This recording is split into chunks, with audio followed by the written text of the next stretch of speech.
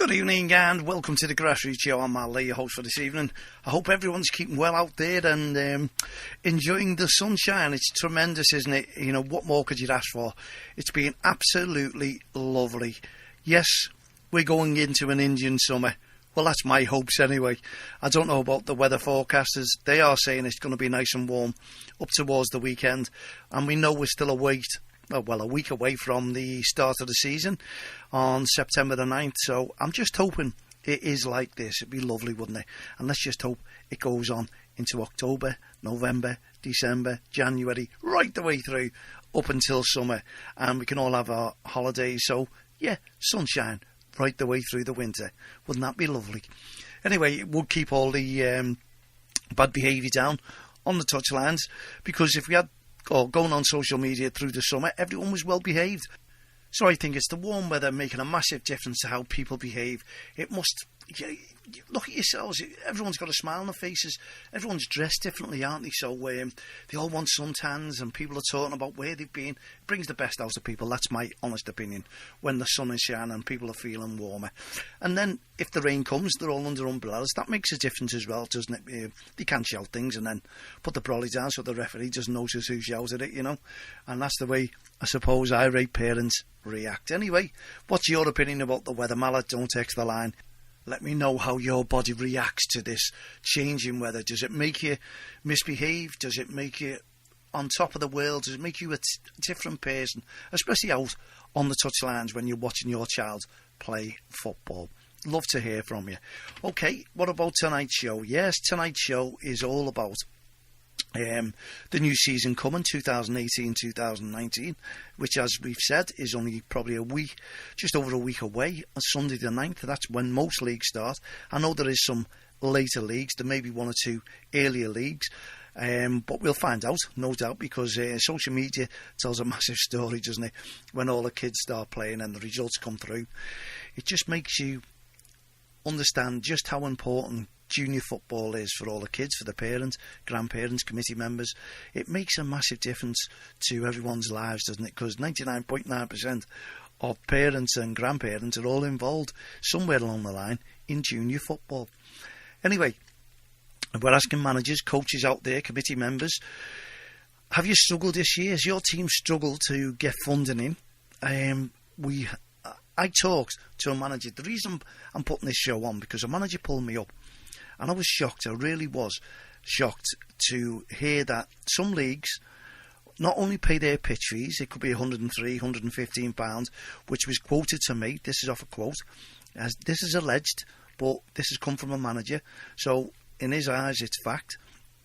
£103, I think it was, or let's say 115 to be on the safe side.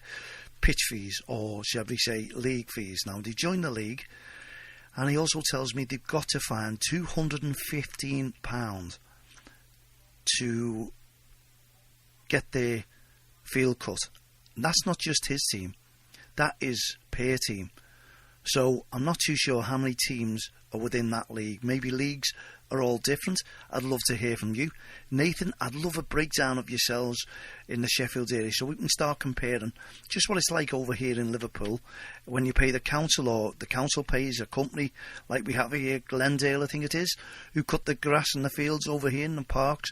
And I don't know whether that is the Liverpool City Council or they are part, or as a company they have the contract for the City Council. But if someone knows that, mal@don'ttexttheline.com, add me as a friend on Facebook, Twitter, LinkedIn, all the social network sites. Let me know, please.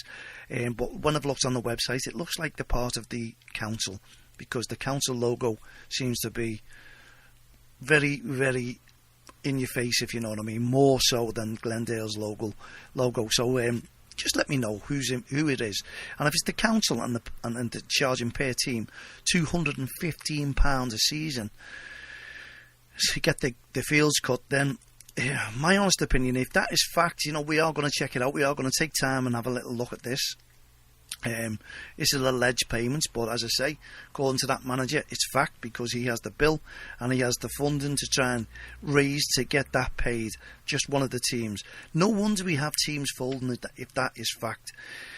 Oh dear me, per team, £215. I really can't understand. We're going to take, as I say, into our hands and do a lot of investigating into this, because there's teams out there. Let me know if you're one of these teams. Let me know if you just pay league fees to your league. I was sure that if you paid the league fees, it was all included within that. Your pitch fees was all included. But if they're trying to separate it now because the councils can't get funding and help out cutting grass in parks, well, you're not going to be allowed to play in parks soon when the park life kicks off for next season. There'll be no football there. We have mentioned this before. No league, should I say, because we know the kids will just turn up on football fields and kick around. It's like when you go into any park in any city, isn't it? You know what I mean? You just see the kids kicking a ball and playing a game of football, but there'll be no league matches allowed on parks. I'm not too sure about summer leagues, because I don't see how they can say you can't play winter leagues on there yet, but you can play summer leagues. I'm not too sure how that's going to work, and I'm sure people will get in touch with me and let me know exactly how that works. We're talking about next season anyway. But it makes you think, doesn't it? Because if you're paying £215 per team to get the fields done, that is just extreme, because we know there's no funding going into the councils. The councils are telling us that they can't give us any money back into junior football. We can't get money anywhere else, so it leaves the managers to go out and do as much fundraising as they possibly can. And it is hard, and the question is, have you struggled this year? Is it been a little bit different? Have you found it okay? And you know, you've got to thank the people who, when managers appeal or the asking for money, or these people, the goodness of their heart, come across and donate towards junior football teams. So it's a fantastic, you know, we can't thank you enough. Keep the donations going in, you know, because we need kids to be able to play football. Keep them off the streets if we possibly can. It makes a massive difference.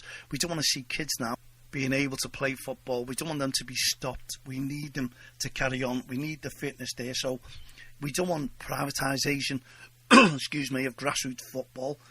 I need to ask the FA that question. Are we privatising junior football? I don't know. You know, in some leagues we probably are. Yes, okay, it's fantastic that you're getting 3G, 4G pitches. You're being allowed to play when games are being stopped. There'll be no grass football for the youngsters. I don't know how that's going to affect in years to come. 3G, 4G, does it make you a better player? Can you do slide tackles? We know the kids love that when they're in the mud. We know that's going to happen when it's on grass. You know, I'm old school, and there's plenty of old school people out there who love grass football and can't understand health and safety rules gone mad. We can't understand that. Years ago, even the schools, we played on muddy fields, pitches that you wouldn't believe you could play football on. And what? Yes, the kids loved it. I loved it. We all loved it. And we all played the games regardless. And not a kid moaned that you couldn't kick a ball on there. We all just tried our very, very best. And when you went in, covered in mud, water, rain, everything, there was no difference. You just went home and got a lovely hot bath. That was the way junior football was. Unfortunately, times are changing. Are we going to see no muddy faces, no muddy kits? Mums and dads are going to be made up because they don't have to wash them 5 times a week, do they? Anyway, it's all about you managers. Have you struggled this year to get funding in? What happens if pitch fees, league fees go up next season? I'd love to know your thoughts about it. Again, mal@don'ttexttheline.com. Please get in touch with us. Add me as a friend on Facebook, Twitter, LinkedIn, all the social network sites. Please get in touch with us.